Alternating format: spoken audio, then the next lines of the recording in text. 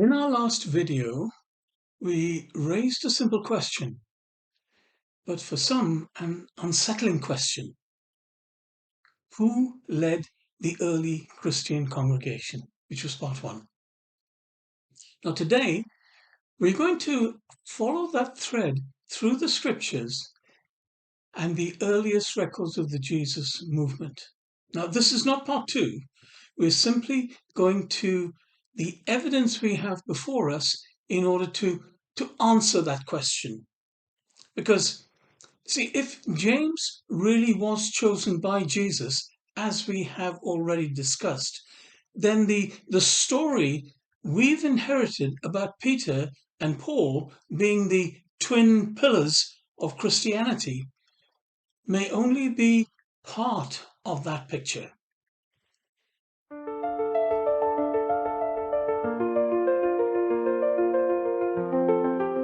So if we start now with the canonical Gospels, James, the brother of Jesus, barely appears.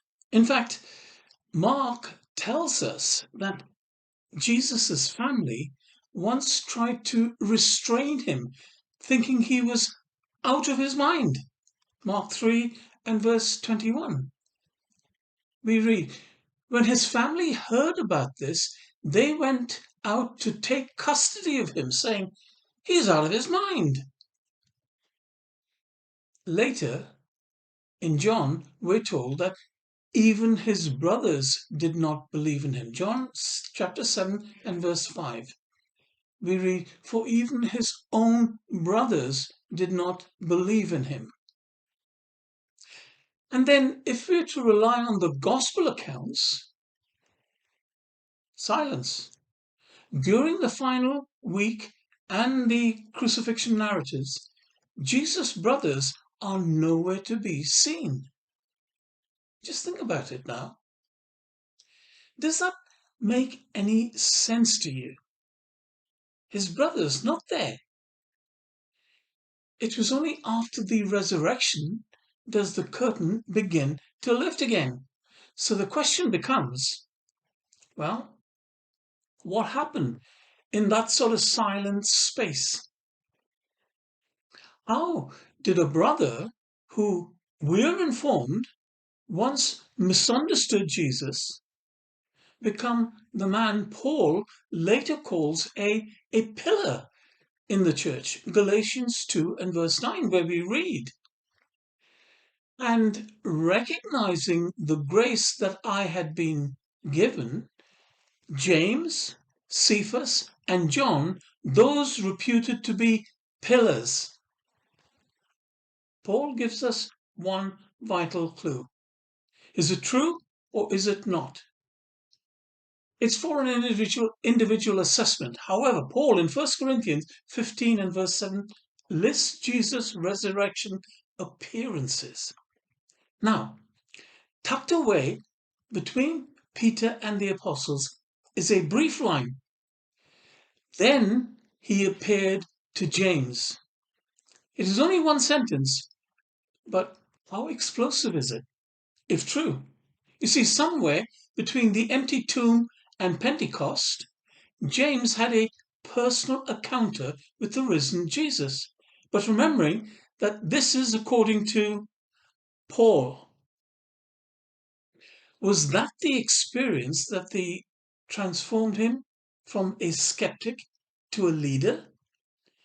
Well, you can make up your own mind. However, before you do, let's examine some more information.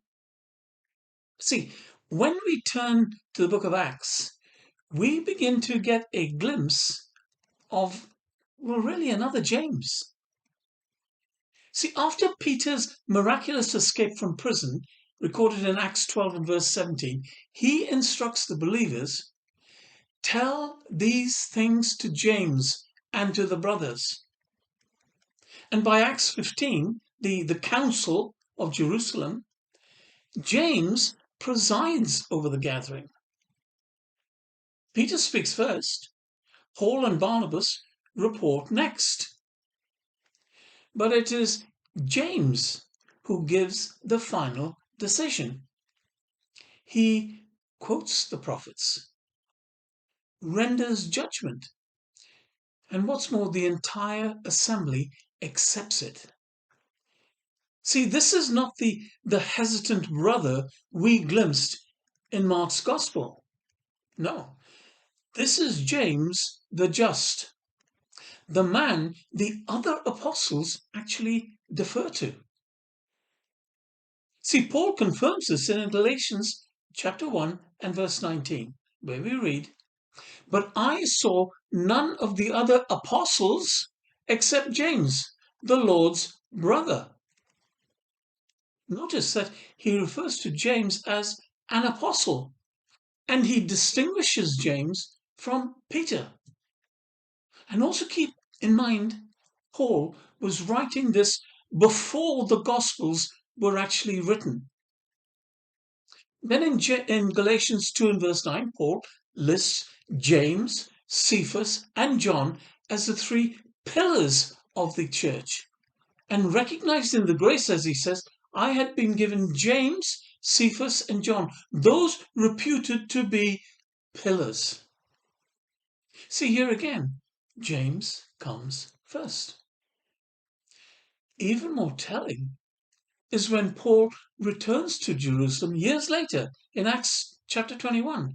He reports everything directly to James and the elders in verse 18. The next day, Paul went in with us to see James, and all the elders were present. See, James is clearly the head of the community. And the pattern continues in the Christian memory outside the authority of the Bible canon. The historian Eusebius, now we've listened to his writings before. Writing in the 4th century, he quotes earlier sources describing James as the first bishop of Jerusalem. Eusebius, in his Ecclesiastical History, Book 2, Chapter 1, and also Book 2, Chapter 23, and you'll find this in newadvent.org, Fathers. He was called the just because of his piety and integrity. That's how James was viewed. Then we have the Jewish historian Hegesippus. He describes James as constantly in prayer, his knees hardened like those of a camel. And of course, the Gospel of Thomas, which we looked at earlier. He records the disciple asking Jesus, who will lead them after he departs? And Jesus answered, go to James the just, for whose sake heaven and earth came into being. That is a Jewish saying, but we can cover that later. Now, whether or not we treat Thomas as historical, it does reveal something important, and it is this. You see, among the certain early believers, the memory of James as the divinely appointed leader was very strong and unquestioned. So, why the silence in the canon? See, if James was so prominent, why do the Gospels and to some certain extent Acts actually minimize him? Now, one answer could lie in when and for whom those books were written. See, those Gospels, Mark, Matthew, and Luke, were written in hindsight, decades after the resurrection.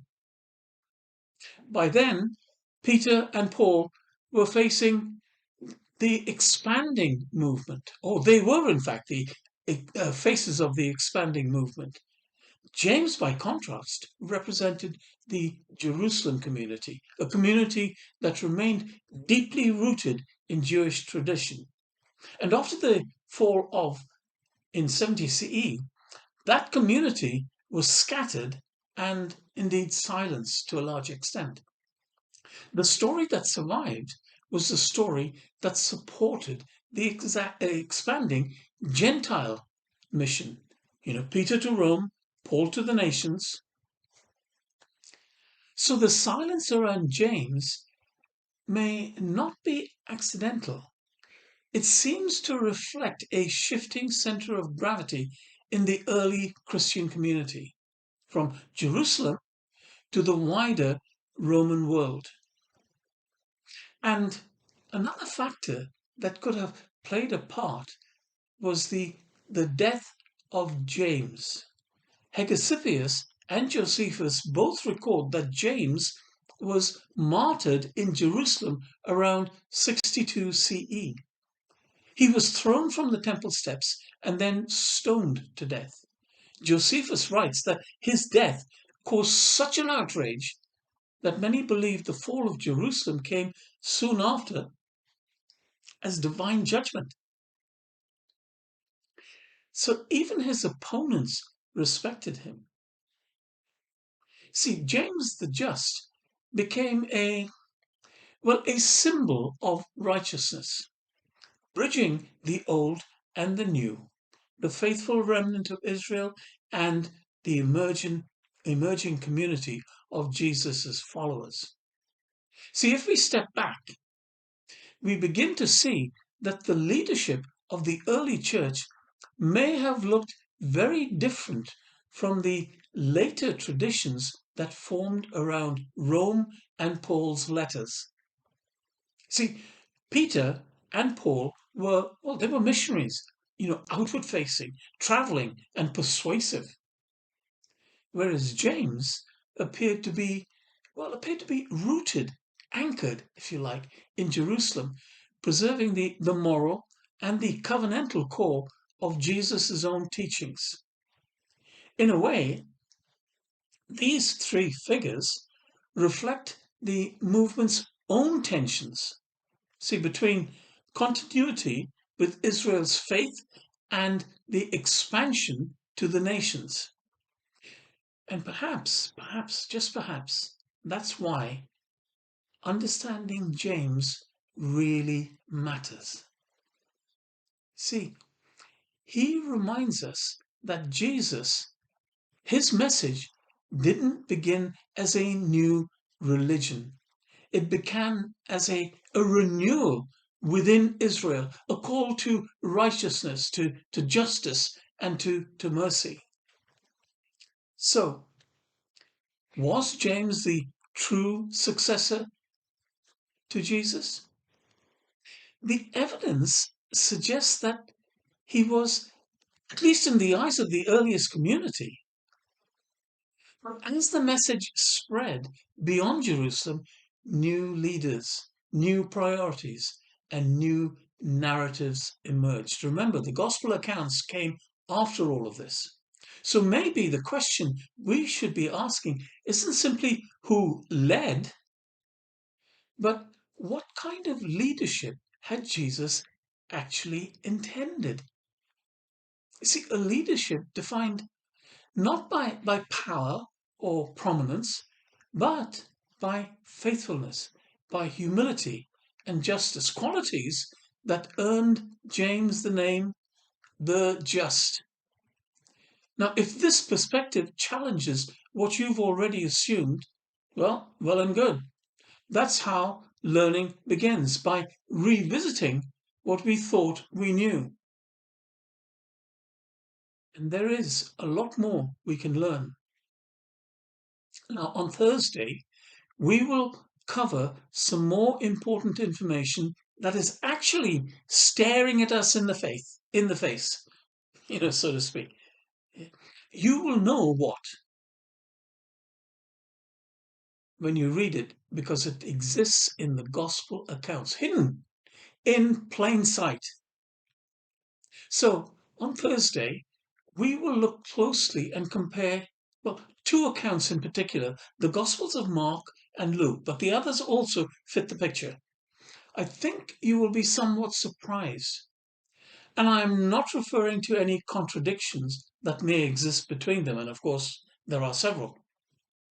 So until then, thank you, and see you next time.